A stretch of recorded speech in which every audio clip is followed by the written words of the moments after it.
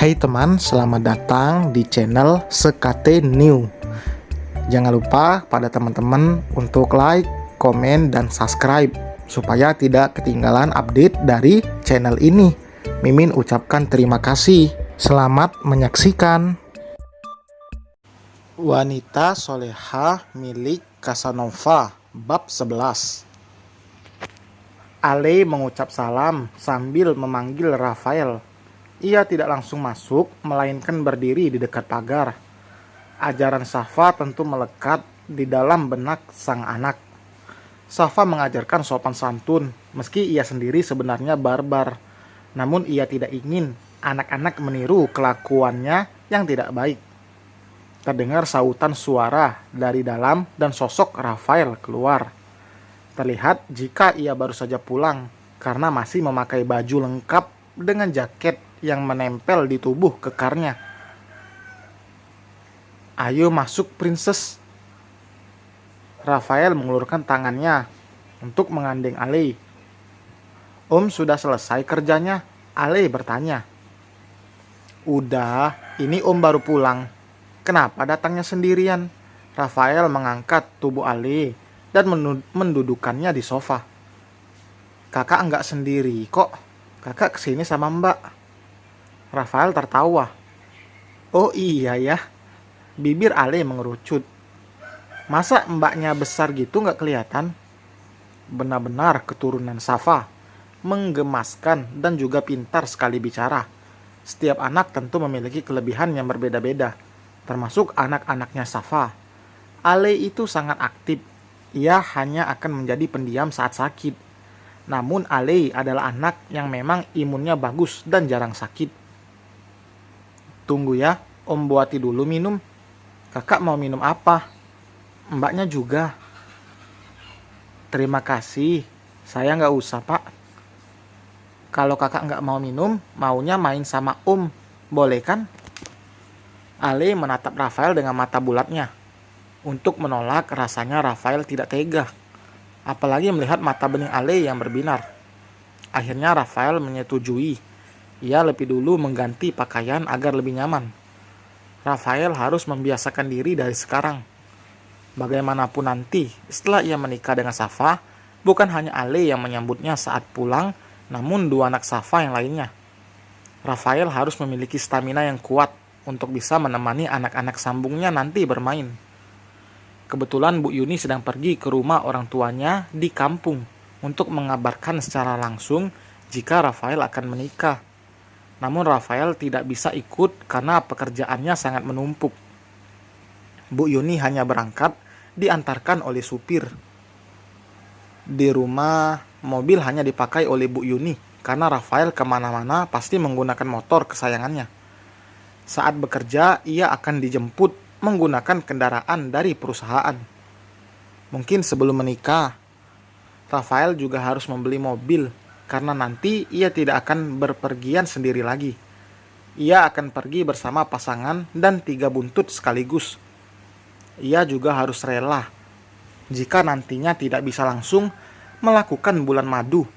Selain karena pekerjaannya yang banyak, Safa juga sibuk, dan yang paling utama adalah anak-anak yang tidak bisa ditinggal begitu saja. "Om sendirian di rumah?" Belum juga Rafael menuruni tangga, Ale sudah melayangkan pertanyaannya. "Iya, ibunya Om lagi pergi." "Kasihannya, Om sendirian, bobo di rumah kakak aja Om." Rafael membelalak, lalu detik berikutnya ia tertawa. Mungkin jika Rafael masih versi dulu, ia tidak akan pikir panjang untuk menginap di rumah calon istrinya. Namun sekarang ia tidak akan melakukan itu. Ia akan menjaga wanitanya dengan baik. "Sekarang belum boleh." "Terus kapan dong Om?" "Sebentar lagi." Kalau sebentar berarti besok pagi." Rafael meringis. Ini baru beberapa menit menemui Ale. Rafael harus menyiapkan stok kesabaran. Ia tentunya tahu apa yang akan dihadapinya setelah nanti menikah. Keputusan yang diambil untuk menikahi Safa sudah bulat. Tidak ada lagi alasan untuk ia menunda, apalagi mundur. Mami, suara Bian membuat Safa tersadar. Ia menaruh ponselnya. Belum sempat ia membalas pesan ibunya Aska. Ia akan menghubunginya nanti setelah Bian tidur. Sambil menemani Bian tidur, Safa memikirkan pesan masuk tadi. Selama ini ia mengenal ibunya Aska sebagai sosok yang begitu hangat, penyayang, dan juga sangat mengerti Safa. Tapi kali ini Safa tidak melihat semua itu pada ibunya Aska. Apa gue harus bawa Rafael langsung ke depan mama biar mama tahu kalau Rafael itu bisa menjadi sosok ayah yang baik buat anak-anak gue? Selama ini kan mama belum pernah tahu Rafael dan lihat langsung. Safa sibuk dengan pikirannya yang berkecamuk. Ia berpikir jika semua ini adalah godaan saat akan menikah. Safa tidak akan mungkin membiarkan anak-anak bersama dengan neneknya. Alasan ibunya Aska sungguh tidak bisa dimengerti. Ia meminta ketiga cucunya untuk tinggal bersamanya saat Safa menikah. Jelas-jelas Safa masih ada dan sehat.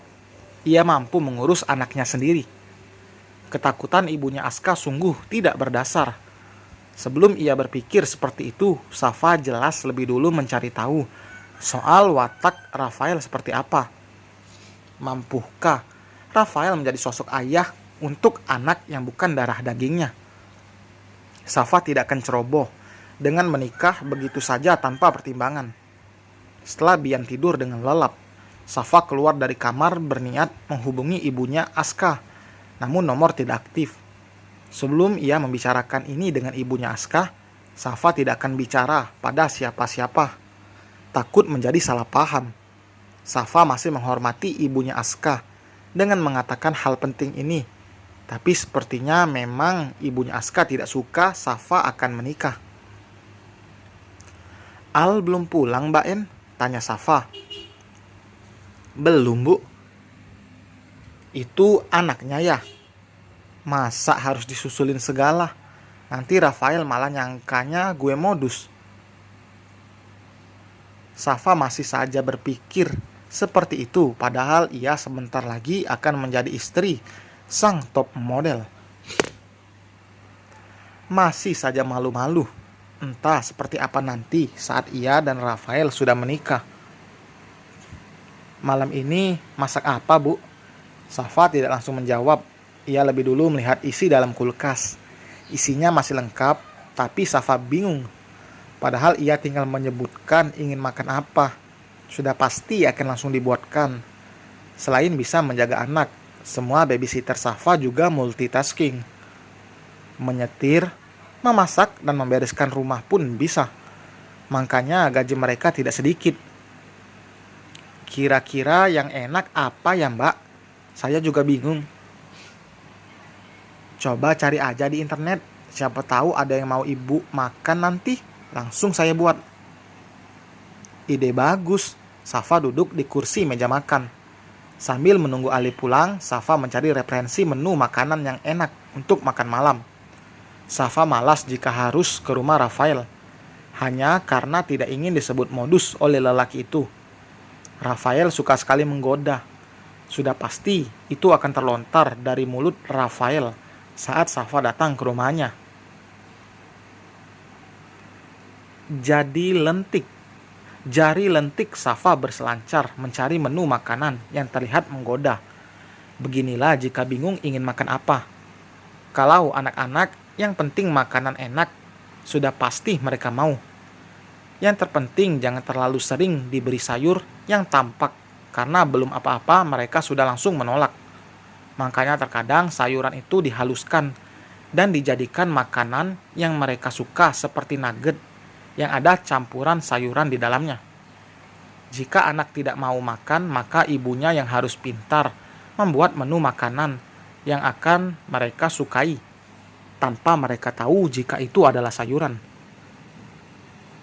Ayam panggang pakai sambal ijo sama cah kangkung aja, kayaknya enak deh. Baik Bu, saya akan buatkan sekarang. Safa mengangguk lalu beralih ke ruangan tengah, tempat Ivy sedang bermain bersama babysitternya. Mbak Mia, minta tolong belikan bakso yang di pertigaan itu ya. Saya lapar. Buat ganjal perut sambil menunggu masakan mateng. Sekalian tanya yang lain, siapa tahu mau juga. Iya bu, yang kayak biasa ya.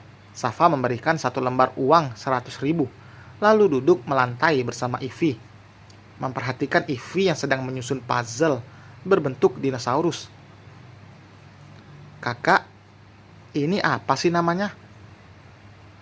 Dinosaurus, Ale menjawab sambil fokus memasang sisa puzzle. Dinosaurus hidupnya di zaman apa? Zaman kurban. Dahi Safa berkerut, lalu detik berikutnya ia tertawa. Bukan zaman kurban kakak Ivy, tapi zaman purba. Mami, boleh minta adik nggak? Dan selesai teman, terima kasih telah mendengarkan. Jangan lupa like, komen, dan subscribe. Sampai berjumpa di bab 12. Bye.